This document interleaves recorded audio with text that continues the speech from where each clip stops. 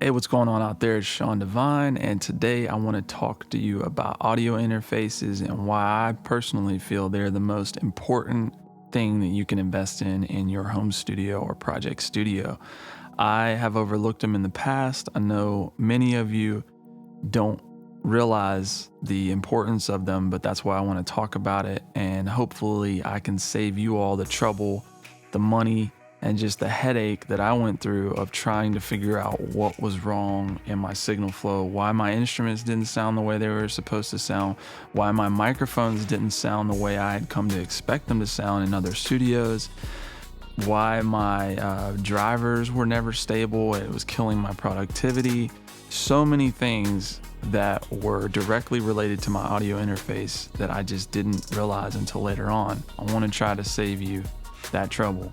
So first, let me just talk about what an audio interface does on a very basic level for those of you who may not be familiar. So this box, right? What it's going to do is it's going to accept the signals from your instruments. So say like your guitar or your microphone, your keyboards, anything of that nature. It's going to accept that signal and it's going to be analog at that stage. Well, now we need to have a conversion to digital to go into the computer. Now, this is if you're recording with a digital computer. Most of us are these days.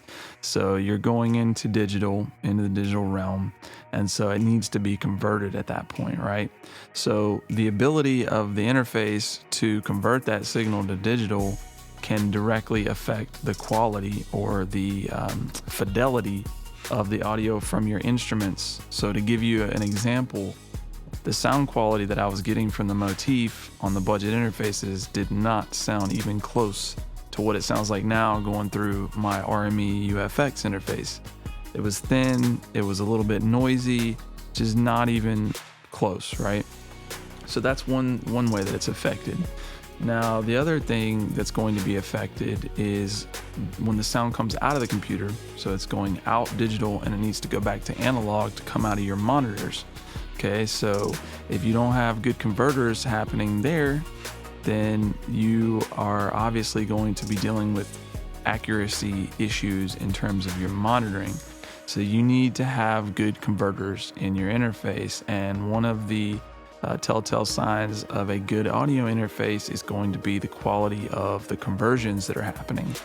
So that's one piece of it, right? Very important piece. The other thing is most of us with home studios and project studios, we're looking for interfaces that have preamps built in because it's a simplified thing and it's also much more cost effective. Now, the problem with this is most of the times these days, the first thing that you're going to find that they're cutting costs on in audio interfaces is the microphone preamps. So those of you who own the Neumanns and the Blues and all these nice microphones, if you're using a budget audio interface that has budget preamps, the mic is never going to sound the way it's supposed to sound. Okay, the preamp quality is not going to be there, the conversion is not going to be there, and you're going to be really disappointed, which is what I experienced starting out. I had a Shure KSM32, which is not an incredibly expensive microphone, but it's a good microphone, and I knew what it was supposed to sound like. I never could get the quality out of it. It was because of the preamps, because of the interface directly. As soon as I upgraded, everything sounded the way it was supposed to. So that's another key, is just making sure that you're going to get good preamps with your interface. Now, a lot of you have asked me, what kind of interface do you personally use? What would you recommend? I started out, the first interface I got that really worked the way it was supposed to was the RME Fireface 800. I was having a lot of driver issues with the budget stuff where my DAWs were crashing. It's only so productive you can be whenever your stuff's crashing every 10 minutes, and that was because of the interface. So that was just another issue that was happening, and so I said, you know what? I'm going to invest in this Fireface 800, which was way more expensive than what I wanted to put into an interface.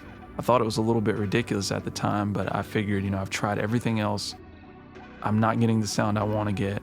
So I bought it, and it was the best expense that I ever made. So I ended up upgrading to the UFX. Great interface. I also have the optional remote control, which is really convenient in terms of like if I need to switch to mono, when I'm monitoring. If I need to change preamp levels with the remote, I can do all that. It's a really intuitive interface. And if you're looking for something of that caliber, I would totally recommend it. Now, again, I'm going to say that's going to be overkill for most of you.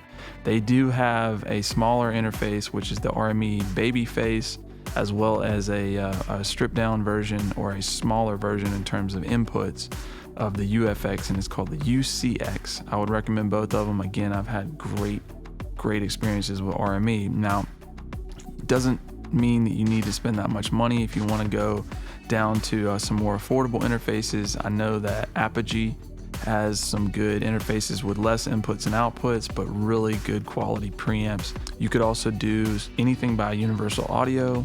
Obviously, they make great stuff. The Apollo is a smaller interface that's going to give you really good results.